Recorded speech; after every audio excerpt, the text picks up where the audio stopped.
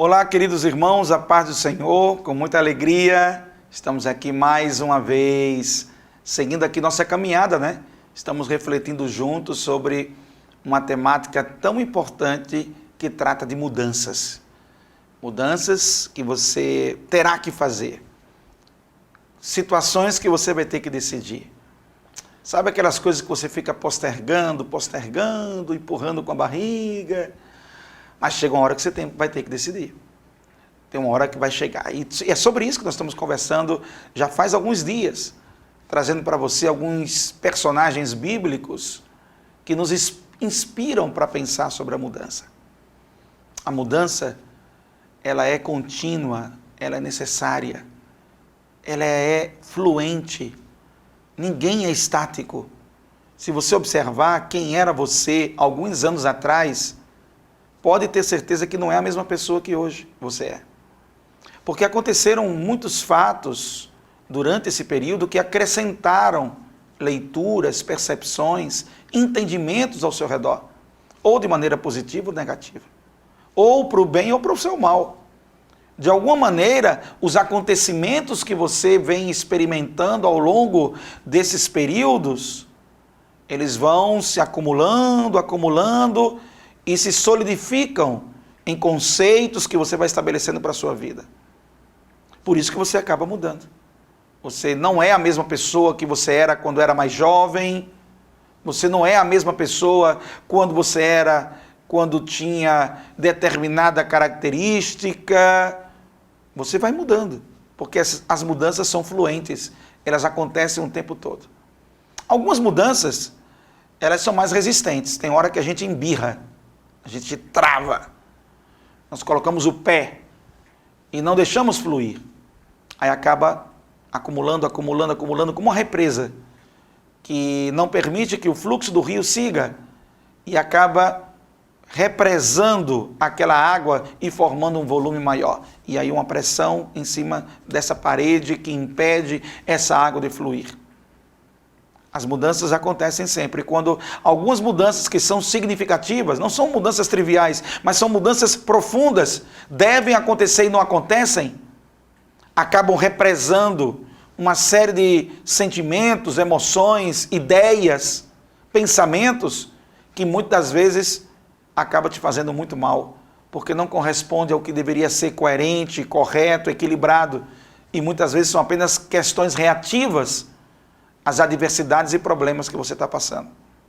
Mudar é preciso, sempre se adequar, flexibilizar, melhorar como pessoa. O que não muda para nós, que somos servos de Deus, o que não muda para nós que temos o temor do Senhor, são os fundamentos da nossa fé. Isso não muda, porque são princípios. Isso é outra coisa. Os princípios para nós, que cremos na palavra do Senhor, os princípios da verdade, da justiça, do amor, da misericórdia, os princípios daquilo que faz com que temamos a Deus e que venha a sabedoria de Deus para a nossa vida, os princípios que regem a obra salvadora de Cristo Jesus, esses princípios a gente não abre mão, porque na verdade eles nos são proteções que estruturam a nossa existência e permitem um equilíbrio para a nossa vida. Mas tem coisas no nosso comportamento, nas nossas atitudes, nas nossas decisões, que podem ser mudadas e que devem ser mudadas para melhor, seguindo os princípios e fundamentos da palavra. Por exemplo, se você é uma pessoa que o tempo todo vivia uma vida de mentira, de engano, quando você entrega a sua vida ao Senhor Jesus, você muda para viver uma vida de verdade. Se você, antes de ter Jesus, era uma pessoa que tinha uma vida de rancor, de ódio, de ressentimento, você passa a viver agora uma vida de perdão. Quem tem Jesus tem uma vida de perdão. Quem aceitou a Cristo como seu Salvador, ele compreende que é o seu dever liberar o perdão. Por quê? Porque eu tenho consciência do perdão que eu recebi. Quem tem consciência do perdão recebido, pode ter certeza que terá a atitude de liberar o perdão necessário para aquele que precisa de perdão. Então as mudanças estão acontecendo o tempo todo dentro de você. Você não pode deixar a mágoa, a frustração, a dor, a vergonha, a derrota, o fracasso definirem a sua vida, e você precisa mudar esses eixos que são eixos do mal, eixos destrutivos que acabam girando as suas atitudes, suas ações. Mudar é preciso. Mudar naquilo que se deve mudar. Manter o que se deve manter. É assim que a gente segue. E hoje eu vou falar, sabe de quem? De Sara. E Sara, em Gênesis capítulo 18, que fundamenta a narrativa da história de Sara, ela vai nos servir de inspiração para nós termos coragem para acreditar no impossível. Sara, na nossa leitura de hoje, representa a coragem para acreditar no impossível. Imagine você a seguinte situação. Uma senhora de 90 anos de idade, um senhor de 100 anos de idade, recebem a visita de Deus. Deus se apresenta para esse casal. O senhor se chamava Abraão, tinha 100 anos de idade. E a senhora, 90 anos de idade, era Sara. Um casal já de pessoas idosas. Poderíamos chamar de nossos avós, não teria nenhum demérito nisso. Já eram pessoas com a idade avançada já. E Sara passou a vida toda desejando ter filhos. Talvez você imaginasse que Sara, com 90 anos, seria uma vovó já experimentando a convivência com seus netos. Isso seria o tradicional, o normal, do esperado de uma narrativa simples de ser apresentada. Mas o que aconteceu? Não foi assim. Sara tinha 90 anos e era estéril. Ela não podia ter filhos. E fora isso, ela também já estava sem o seu ciclo menstrual. Nem isso também ela tinha. Além de não ter o ciclo menstrual, ela não era fértil. Ela era estéril. E em virtude disso, Sara simplesmente recebe a visita de Deus, se apresentando para Abraão e para ela, e dizendo que ele seria pai de uma grande multidão. Que Abraão ia ser pai de gerações, que a bênção do Senhor se manifestaria na vida de Abraão e na sua descendência. Foi aí, minha gente, que nesse momento simplesmente Sara riu. E o ato de Sara rir revelou o seu medo, a sua insegurança e a sua falta de fé na providência de Deus naquela situação. Qualquer pessoa dizendo isso para você, de uma mulher de 90 anos de idade, estéril, e que não tinha mais o seu ciclo menstrual, você poderia dizer que é um absurdo essa pessoa dizer que ia ter um filho. Mas não era qualquer pessoa que tinha falado com Sara, não era qualquer pessoa que tinha falado com Abraão. Quem estava falando ali era Deus. Então o fato de ser Deus que estava falando, isso faz uma grande diferença. Mas Sara riu e Deus não gostou. Deus não gostou. Deus não aprovou a atitude de incredulidade. Se tem uma coisa que incomoda a Deus, é a incredulidade. Deus trata a incredulidade de forma severa, de forma contundente. Tanto que para ser salvo é preciso crer. Para receber as bênçãos de Deus é preciso acreditar. Senão, você não recebe nem salvação e nem bênçãos de Deus. Nenhuma das duas coisas pode ser aplicada para aquele que não crê. Quem não crê se condena. Hebreus 11 diz que é necessário, Hebreus capítulo 11 diz que é necessário que aquele que se aproxima de Deus crê que Deus existe, em primeiro lugar. E logo em seguida crê que Deus recompensa as pessoas que o buscam. É isso que se espera.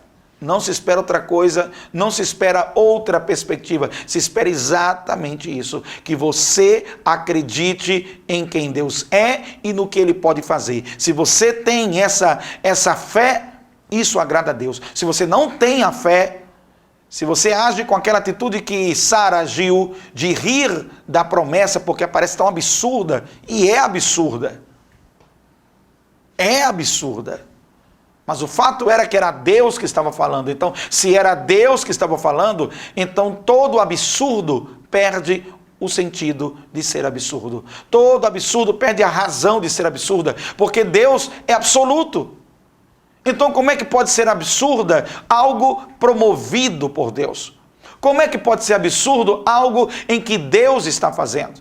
Como pode ser absurdo uma promessa de Deus, algo que Deus está determinando que vai acontecer? Não pode ser absurdo. Sabe por quê? Porque Deus é absoluto, é o Senhor de todas as coisas. Sara riu, duvidou, Deus não gostou, Deus não aprovou a atitude dela, repreendeu essa atitude de falta de fé. Assim como Deus repreende nossas atitudes de falta de fé. Deus repreendeu em outra oportunidade as atitudes dos discípulos, quando não acreditaram na providência dele, inclusive chamou eles homens de pouca fé. Homens de pouca fé. Porque a fé, o acreditar, é algo importante na relação entre nós e Deus, e eu vou dizer até mais, não é só importante, é essencial.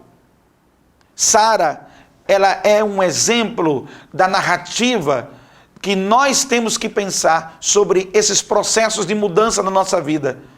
Coragem para mudar, para acreditar no impossível. Tem muitas coisas que parecem absurdas, mas elas deixam de ser absurdas, impossíveis, quando elas entram na ótica de Deus, na ação de Deus, no mover de Deus, no agir de Deus. Você entende o que eu estou falando? Tem coisa que para mim seria absurdo. Tem coisa que, se eu fosse fazer, seria um absurdo. Tem coisas que eu não consigo fazer, mas tem coisas que Deus consegue fazer. Aleluia, glória ao nome do Senhor. Tem coisas que Deus age de maneira sobrenatural, fora do padrão natural das coisas. Tem muita coisa que você e eu topamos, somos limitados, não conseguimos chegar lá, mas tem muitas coisas que Deus nos dá asas para voar e transpor as nossas próprias limitações em direção da providência de Deus. Eu não sei se a palavra de hoje é muito mais um resgate da sua fé. Eu não sei se a palavra de hoje é uma maneira de você parar para pensar no poder de Deus absoluto sobre todas as coisas, portanto o impossível não está no vocabulário de Deus. E se sua fé está alicerçada em Deus, então Deus é o Deus do impossível e você tem coragem de acreditar em coisas que para você são impossíveis, mas para Deus não é, portanto são factíveis, dá para acontecer, dá para fazer. O impossível se torna possível por meio da fé. Talvez hoje seja um dia de você lembrar de promessas de Deus na sua vida, que você deixou de lado, que você abandonou, que você simplesmente desistiu dessas promessas, de abraçá-las, de acreditar nelas, porque para você parecem absurdas, aparece fora da realidade, mas estou aqui neste dia para trazer a você um grande incentivo de você ter coragem para acreditar, sair desta posição de dúvida, de incredulidade. A dúvida é muito terrível para quem se propõe ter uma relação com Deus, porque Deus não trabalha com o coração duvidoso. Deus não trabalha numa relação duvidosa, Deus não trabalha assim. Com Deus as coisas são muito claras, são muito precisas. Deus é sim, sim, não, não. O que passa disso é de procedência maligna. Deus não tem pacto com dubiedade. Deus vomita o morno, porque ele não gosta disso, entendeu? As coisas com Deus são muito claras. Não tem assim, mais ou menos, meio termo. Então, hoje pode ser um dia de você ser estimulado a sair da dúvida, sair da indiferença, resgatar aquela fé que você já teve, aquela fé que você já teve em seu coração, aquela fé real, verdadeira que você já alimentou. Talvez seja um dia para você fazer isso. Talvez seja um dia para você alimentar isso na sua alma. Talvez seja um dia para você fazer isso, em nome do Senhor Jesus. Se você está passando por alguma situação que você se machucou, se feriu e não consegue tratar com isso, converse com um amigo, chame uma pessoa próxima, compartilhe com essa pessoa a sua dor e ore com ela para que a sua fé em Deus seja resgatada. Tenha fé em Deus, tenha fé no impossível, resgate isso no seu coração. Isso será um diferencial extraordinário para a sua vida. Eu quero orar com você.